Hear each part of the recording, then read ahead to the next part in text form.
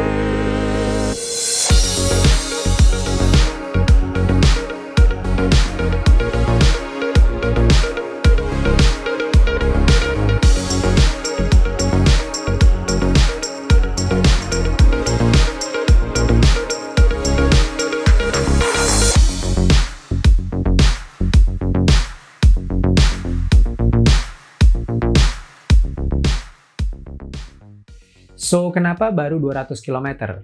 Well, seharusnya sepatu ini tadinya racing shoe gue untuk tahun 2020. Tapi karena pandemi, jadi dia hanya kepake sekali di Borobudur Marathon 2019. Lalu dia duduk di dalam boxnya selama lebih dari 1 tahun. Sampai gue lupa betapa gue suka lari dengan sepatu ini, baik dari segi performance sepatunya, tapi juga secara emosional. Soalnya dulu waktu gue baru mulai lebih serius larinya, mungkin sekitar 2 tahunan yang lalu, mungkin istri gue agak bete kali ya, selalu dengerin gue cerita tentang sepatu ini. Dan akhirnya dia kasih surprise buat gue waktu sepatunya launching. Dia beli sepatu ini jauh-jauh dari Jepang karena waktu itu susah banget cari sepatu ini di Indonesia. Dan karena hadiah juga, jadi gue nggak tahu harganya berapa. Dan it was one of the best days. Capek-capek pulang setelah long flight dan nemuin sepatu ini di boxnya di meja makan, gue langsung wah, it was one of the best days. I love you honey, this will always be one of the best gifts ever. So review ini bukan first impressions review gue, jadi gue nggak akan bahas detail soal spesifikasi sepatunya karena udah banyak sekali reviewers di YouTube yang ngebahas soal sepatu ini, ataupun kalian bisa google sedikit tentang sepatunya dan semua spesifikasi akan ada di situ. Tapi gue akan fokus ke hal-hal yang gue suka dan yang gue kurang suka. Dan juga efeknya ke performance lari gue setelah gue lari 200 km dengan sepatu ini. So seperti biasa, sebelum gue masuk ke review ini, gue harus buat disclosure dulu. So obviously the Nike Zoom X Vaporfly Next Percent ini gue dikasih sama istri gue sebagai hadiah. Dan dia nggak ada afiliasi dengan Nike, jadi seluruh review ini adalah opini pribadi gue dan pengalaman pribadi gue lari dengan sepatu ini. So kita mulai dari hal-hal yang gue kurang suka. Fitnya. Yes, it's a Nike racing shoe. Yes, dia udah pasti akan ketat, dia pasti akan ramping, dia pasti minim supportnya. Tapi itu semua hal-hal yang gue expect dari sepatu ini. Bagian yang gue bermasalah tuh dengan bagian ankle collar sepatunya. Di bagian samping sini gue nggak bisa ngedapetin ngelock yang rapet dengan kaki gue. Mau seketat apapun gue tarik tali sepatunya dan gue udah pakai runner's knot ya. Tapi tetap aja gue tetap lihat di samping sini ada rongga kecil. Dan ini gue nggak ada masalah dengan heel slippage. Dia bukan berarti jadi kaki gue kayak terasa mau keluar. Tapi masalahnya tuh karena gue bawa sepatu ini untuk jarak 15, 21, atau 42 km di jalanan aspal, pasti pada satu titik tuh akan ada batu kerikil kecil yang masuk ke dalam sepatunya melalui rongga itu. Dan dia biasanya bergeser sampai ke depan dan batunya terasa di forefoot gue. Dan ini sangat mengganggu, especially kalau lagi race. Mungkin dari sekitar 15 kali gue lari dengan sepatu ini, terjadi 5 kali. So that's something to keep in mind. Satu lagi hal yang gue kurang suka dari sepatu ini, itu material uppernya dikombinasi dengan lacing yang modelnya asimetris seperti ini. It works, gue nggak ada masalah dengan lacing yang modelnya asimetris, rasanya sangat nyaman di kaki gue. Soalnya dia membuat tali sepatunya jadi nggak terlalu neken di tulang kaki gue di bagian atasnya, tapi dia lebih terdistribusi rata di atas kaki gue. Namun karena material uppernya ini jenis model seperti plastik mesh yang sangat tipis, yang mereka sebut vapor weave, Dia akan gampang ngeringkel seperti ini, apalagi kalau ketarik tali sepatunya. Jadi proses untuk ngikat tali sepatunya itu agak lama karena untuk ngedapetin posisi yang nyaman dan pas dan tidak menimbulkan gelombang atau ngeringkel seperti ini, kita butuh waktu untuk ngeset talinya tuh agar benar-benar nyaman dan sesuai bentuk kaki kita. Soalnya ini sepatu dipakai untuk jarak jauh, jadi jangan sampai di tengah jalan kita ngerasa agak ketarik di satu sisi ataupun ada ngeringkel di material uppernya yang membuat rasanya agak nggak nyaman di kaki kita dan harus berhenti larinya. So sekarang kita masuk ke hal-hal yang gue suka dan gue langsung straight to the point ya. Midsole-nya, midsole-nya di sepatu ini tuh bener-bener perfecto kalau bahasa Italianya. Dia tuh bener-bener kombinasi yang tepat dari segi keempukan atau kekenyalan dengan bounce back atau rebound yang sangat cepat. Dan ini bukan hanya karena material Zoom X dari midsole foam-nya, tapi seperti kalian tahu, di tengah midsole-nya ini ada full length carbon fiber plate yang membantu dengan bounce back atau rebound dari sepatunya. Tapi menurut gue sepatu ini tuh harus ada carbon plate-nya. Soalnya dengan stack height-nya yang sangat tinggi, 40 mm di bagian rear foot dan 32 mm di bagian forefoot, sepatu ini sebetulnya nggak stabil. Tapi karena adanya carbon fiber plate, dia membantu juga dengan stabilitas dari sepatunya. Ini terasa banget di saat kita berdiri atau jalan kaki dengan sepatu ini tuh rasanya seperti jalan di atas jelly. Dia itu rasanya tuh kayak kalau misalnya gue lagi melakukan pemanasan, melakukan quadricep stretches dengan satu kaki. Itu nggak gampang dengan sepatu ini. Tapi begitu dibawa lari, especially dibawa lari kencang, midsole-nya tuh terasa sangat snappy dan maunya tuh mempercepat langkah gue atau naikin cadence gue. Jadi kalau menurut gue si Zoom X material ini itu dia seperti bisa beradaptasi sesuai effort kita di saat kita lari.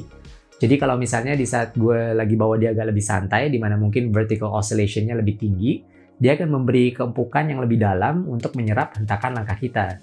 Tapi di saat gue naikin pace, di mana mungkin vertical oscillation-nya lebih rendah dan cadence-nya lebih cepat, dia seperti bisa mengeras dan memberi respons yang lebih cepat, dan especially dengan carbon plate-nya yang sangat terasa kerjanya di saat kita naikin pace, dia membuat turnover langkah gue tuh jadi sangat cepat dan lebih efisien. Dan Nike claim 5% lebih efisien, dan that's why namanya Vaporfly Next Percent, karena sebelumnya ada Vaporfly 4%, yang ini Next Percent. Dan angka 5% ini nggak besar, tapi di jarak jauh sangat terasa efeknya. Dan semua ini efeknya gimana ke lari gue? Konsistensi. Walaupun gue harus akuin kalau sepatu lari itu hanya membantu, yang bekerja keras tuh tetap kaki kita. Jadi kalau kaki nggak dilatih dengan baik, ya mau pakai sepatu lari manapun nggak akan bisa perform di saat kita lari. Tapi banyak sepatu lari yang bisa gue bawa untuk jarak half marathon ke atas tanpa membuat kaki gue rasa sakit. Tapi hanya sejumlah sepatu lari yang bisa gue bawa untuk lari jarak half marathon ke atas dengan effort yang sangat konstan dan terasa effortless. Dan kalian bisa lihat di Strava gue untuk long run terakhir gue dengan sepatu ini, itu effortnya dan seluruh parameternya itu terlihat sangat konstan. Jadi untuk long run ini, di mana elevasinya cukup datar, dia hanya naik sekitar 50-an meter, itu secara konstan pace gue tuh bertahan di kisaran 5.20, 5.30 sepanjang gue lari. Dan ini sesuai target pace gue untuk latihan ini. It was a moderate easy pace, masih bisa nge-push lagi.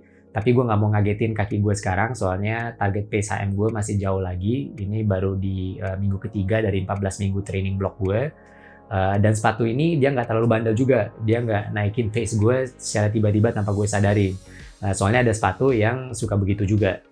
Dan kalau kita lihat heart rate gue, dia juga naiknya secara perlahan dan maintain di kisaran 160 beats per minute. Tapi yang paling gue suka itu cadence gue. Dia static di 170 steps per minute. Mau jalanannya naik atau turun, dia maintain di 170. Dan untuk kalian yang suka menganalisa lari kalian, pasti tahu kalau itu nggak gampang untuk maintain cadence, especially di saat kita udah mulai lelah. Gue bukan pelari yang super kencang, tapi menurut gue ini suatu achievement buat gue. Soalnya jarang sekali gue bisa lari dengan secara konstan seperti ini untuk jarak jauh. Untuk teman-teman gue yang udah pernah lari full marathon dengan gue, pasti biasanya tahu kalau gue biasanya suka terlalu semangat di awal. Kesalahan yang sering dilakukan pelari amatir. Tapi ini semua proses belajar dan harus sabar, dan pastinya harus percaya dengan proses latihannya. Sebetulnya banyak banget yang gue suka dari sepatu ini. Tapi gue yakin pasti kalian juga tahu banyak tentang sepatu ini karena dia juga udah dirilis dari tahun 2019 kalau nggak salah. So that's it untuk video review gue untuk the Nike Zoom X Vaporfly Next Percent. Dan maaf kalau kali ini videonya kurang begitu detail, soalnya sepatu ini sebetulnya lebih ada hubungan emosional dibanding performance sepatunya. Tapi basically gue rekomend sepatu lari ini untuk kalian yang lebih serius larinya, atau mungkin suka ikut races atau virtual races di jarak half marathon ke atas. Kenapa gue bilang half marathon ke atas? Karena menurut gue untuk jarak 5-15 km, gue masih bisa lari dengan performance yang mirip dengan sepatu ini, dengan sepatu yang jauh lebih murah. Tapi untuk jarak half marathon ke atas, this is still my go-to shoe. So, thanks sudah nonton video ini sampai akhir, dan jangan lupa untuk tekan tombol like kalau kalian suka dengan video ini. Dan jangan lupa juga untuk tinggalkan komen di comment section di bawah. Mungkin karena video kali ini kurang begitu detail, kalau kalian ada pertanyaan, silahkan tulis di comment section. Gue akan selalu coba menjawab semua pertanyaan kalian. Dan oh ya, topik minggu ini kita bahas soal virtual race. So, virtual race apa yang kalian udah ikutin di tahun 2021, atau mungkin yang kalian nantikan di tahun ini. Soalnya gue juga lagi cari-cari nih untuk virtual race yang menarik yang gue bisa ikutin tahun ini. Siapa tahu kita bisa race bareng secara virtual. Ayo, let's discuss di comment section. Dan ya, tolong share juga video ini dengan teman-teman kalian yang mungkin masih bingung untuk beli seri Vaporfly pertama mereka. Well, nggak bakal salah sih dengan Next Percent ini. Dan lastly, jangan lupa juga untuk subscribe ke channel ini kalau kalian belum. Dan aktifkan notifikasi loncengnya juga agar selalu mendapat notifikasi di saat gue upload video terbaru. Dan in the meantime, let's all stay strong, stay healthy, and keep moving. I'll see you next time.